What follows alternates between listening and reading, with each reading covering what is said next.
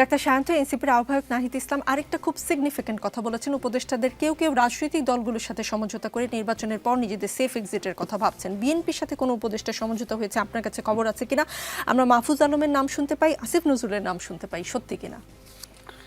আমি তো ওই খবর রাখবার লেভেলের মানুষ না, আমি খুবই সাধারণ লেভেলের মানুষ। আপনাদের অনেকের সঙ্গে কথা বলে পত্রিকা পড়ে কিছু গ্যাদার করি এবং তার ভিত্তিতে আপনারা ডাকলে একটু কথা বলি, আমার লেভেলে এটুকুই।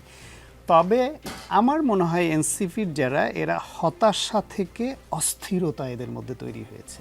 হতাশা থেকে অস্থিরতা হচ্ছে তারা ওই সেফ এক্সিটটা নিজের ভেতরে কাজ করে, যে তারা গণ-অভ্যুত্থানে যে নেতৃত্ব দিয়ে যে ঝুঁকিটা নিয়েছে, এখন বাংলাদেশ যেই দিকে যাচ্ছে এবং তারা রাজনৈতিকভাবেও যেরকম প্রত্যাশা ছিল সেটাও পারেনি, তাহলে তাদের পরিণতি কি হতে পারে, এইসব হতাশা থেকে অস্থিরতা তৈরি হয়েছে, যে কারণে এইসব কথা বলছে। তবে এইসব কথা বলা